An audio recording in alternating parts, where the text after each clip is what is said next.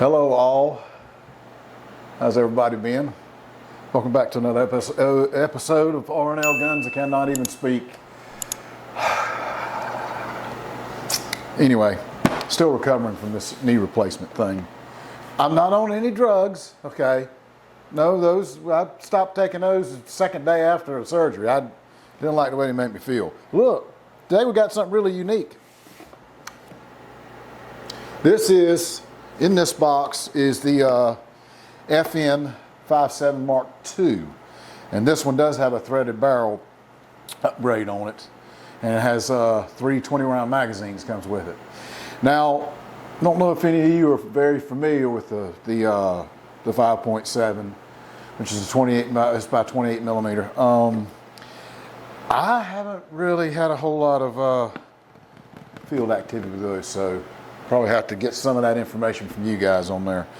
But let's dive into this thing. I want y'all to take a look at this thing, and it's kind of unique. It's really cool. It's lightweight.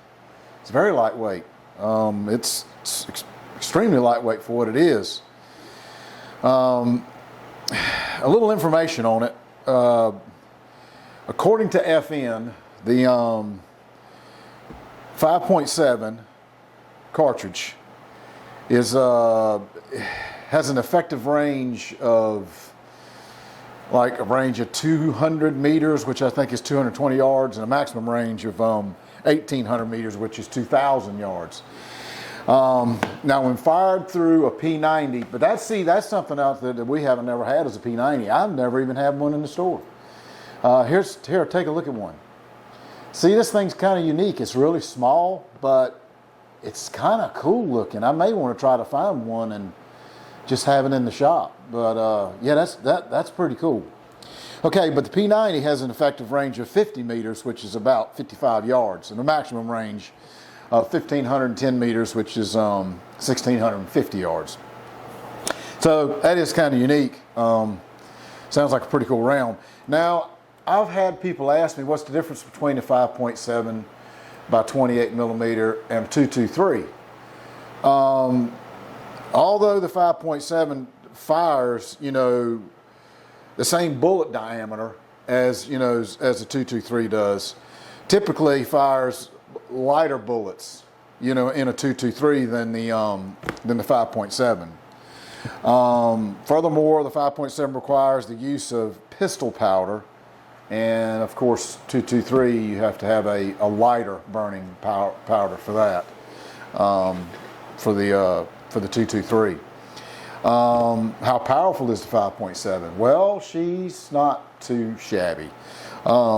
Typically, the velocity and energy of that cartridge, it starts in the high range of velocity of about 1,700 feet per second. So that's pretty daggone good. The muzzle energy is about 195 pounds. So that's not too bad. That's on an average of what the 5.7 by 28 millimeter is. So it's not too bad. But look, let's take a dive into this box. Let's show y'all what's in this thing. Let's take a look at this FN Herser. I guess it's Herschel or however they pronounce that, whatever, by Britain or British gun or something like that, I think. Anyway, let's take a look at it.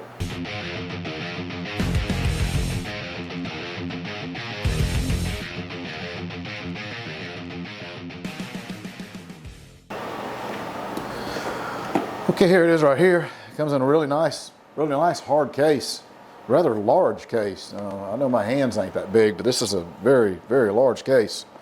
So let's take a look in here and I'll show y'all what all was in here. Okay, so you've got all your paperwork that comes with it. This is the manual for it. And it's a pretty good manual. I kind of searched around through it a little bit. It's pretty decent. This is safety. Shows you all about the safety of the firearm. Hopefully, most of you people that buy firearms are already know about safety and maybe took a gun safety course or something like that. But here's your lock. It's just your average rope lock, whatever. This is the threaded barrel piece for the end of it. And here is the fired round that comes from factory. And you can see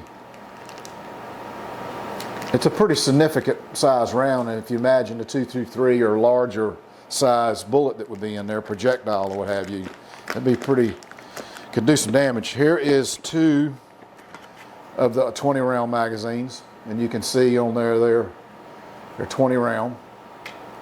And it comes with 2 of those. Well, 3 of them, sorry, because you got one that's in the firearm. And here is a secondary barrel. Now, I'm assuming, y'all, and I need help with this, guys, because again, we don't really mess with these much. So, from what I can, it says due to high pressure, the 5.7 round we recommend use the new factory FM loaded ammunition only. Firing this ammo case causes changes in the case wall thickness, loses lacquer coating on the case. Okay, so I'm not sure why this extra barrel come with it, because it says, you know, 5.7 by 2.8 on it, if you can see that. So I'm not sure. Maybe somebody out there knows. And here is the firearm itself. And it is a full size now. She is no joke. This is a full size handgun here. Let's make sure it's not loaded. There's nothing in there. Nothing in there. So she's empty. But yeah, it is a full size firearm. It's got a good size to it. But the one thing about it is it's very light. Let's move this case out of our way. Let's set this over to the side here. We're going to leave this out because we want to check that out. Let's get us a background up here. Let's get that there. We're gonna go through this thing a little bit. Not only are we gonna, you know, be checking it out and showing how you can take it down, you know, take it, dress it down or whatever, and clean it, or what have you. I did notice that there says Jarvis on it, so I don't know. Maybe one of the fans out there can help us out with this. I like it has a patina rail on the front, so you can put your real nice flashlight or a laser there. And there's that threaded barrel piece, and you can put that the other one that comes in the case on there, or I guess versus a suppressor too would go on there. I don't know. The reset is, wow. It takes 2 fingers, that's for sure. But like I said, it's extremely. Well, you know what? Let's weigh it. Let's just see what it weighs. Let's put it into units. All right, come on now. All right, kilograms. Oh, I went past pounds. All right, tear. Let's see what it weighs. Okay, it's 1.8 pounds, which you can see that 1.8 pounds, and that's not loaded. That's unloaded. So it is kind of light, like I said, but it feels like the whole frame and everything is like a Bakelite type of plastic. It's not really any metal to it. But very nice. I love the sights on it. Sights, so you can see those. Ray Charles can see those doggone sights now. They're extremely nice. This particular one here is one of the first that we've had in here. I haven't had one of these. I've had a couple of Rugers, but this is one of the first that we've had come in here. So again, I'm going to need a little help on somebody kind of explaining how this second barrel. And, well, you know what? We're going to take it apart and we're going to see if we can find out what the difference is on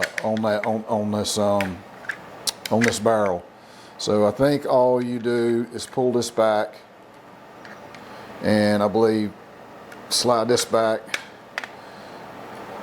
Well, I thought that's how you do it. Yeah, that's how you do it. And then slide this off like that. Okay, now here is one barrel, but you're gonna have to take this threaded piece off. Let's take a look. Let's slide this out.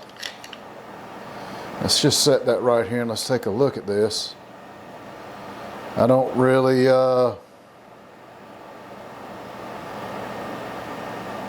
other than Let's take a look at this other barrel piece.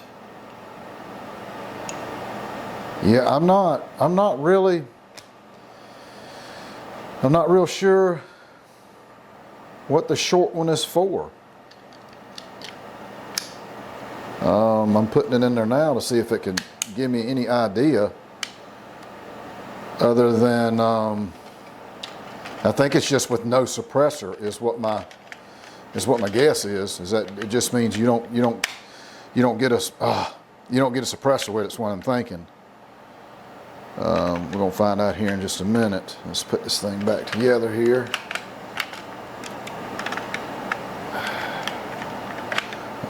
It's not very simple to get in here. I think it's gonna take both hands and everything else to. All right, okay, now it's in there. So it looks like the barrel. The difference between the two barrels is not having the threaded part. So I guess we answered our own question. But why? I don't understand why you would. I don't know. Maybe just a preference, I guess. I'm not sure. It's my guess. But that is kind of cool though. You know, it comes with both of those.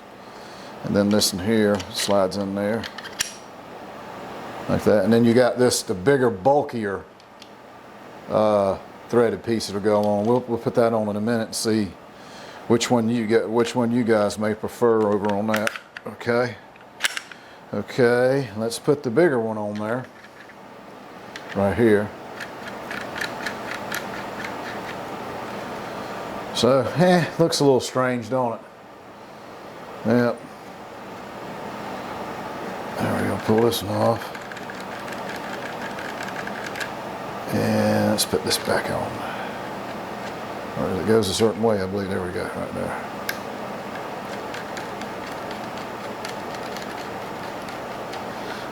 You know, I think the little one looks better. My preference. I guess it's here.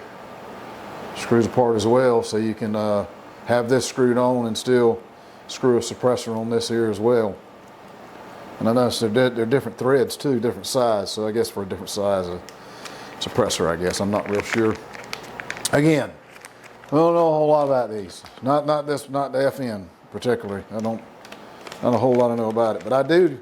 I'm glad I just found out why that extra barrel or what it's for, because at first I didn't know. We didn't read the manual, okay?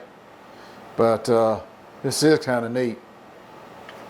It's very, very nice. Magazines are extremely large. Let's do a trigger pull on it. See how the trigger is. Now I know some people have had some upgrades to theirs and got a couple, 2 or 3 pounds off of it. So I'm thinking, since they're saying that, they must have a heck of a trigger on it. So we're gonna find out.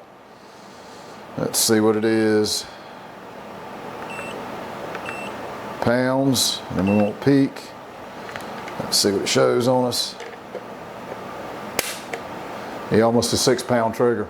So, yeah, I guess it would be nice to do an upgrade, trigger upgrade, make it a little bit less taut than that. That's a little bit more out of my range as far as a trigger goes. I don't like one that stout. But anyway, let's do an overall measurement on this thing so you guys can see the whole length.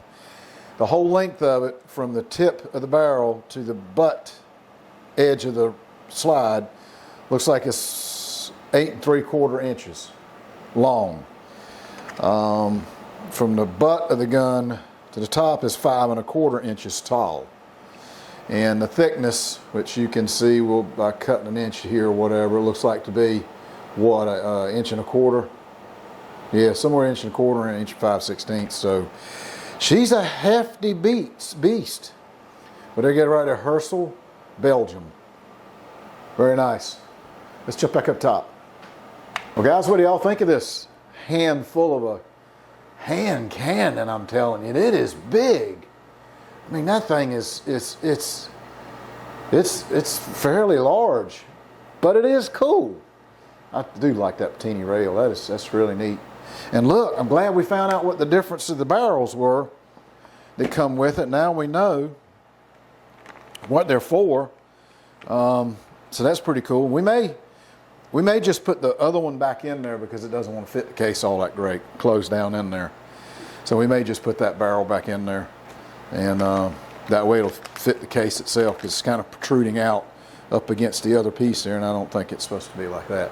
Look, guys, gals, everybody, look, thank you for stopping by. Appreciate it.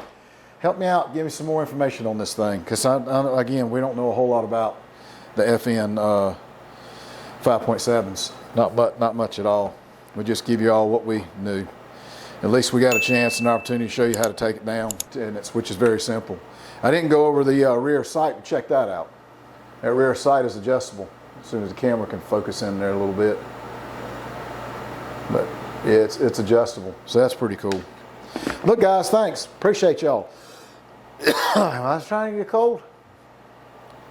Nah, it could have been bad stuff. Anyway, y'all take care. We'll catch you guys on the next one. I'm going to go ahead and swap the barrel back out of this, put this back like it was.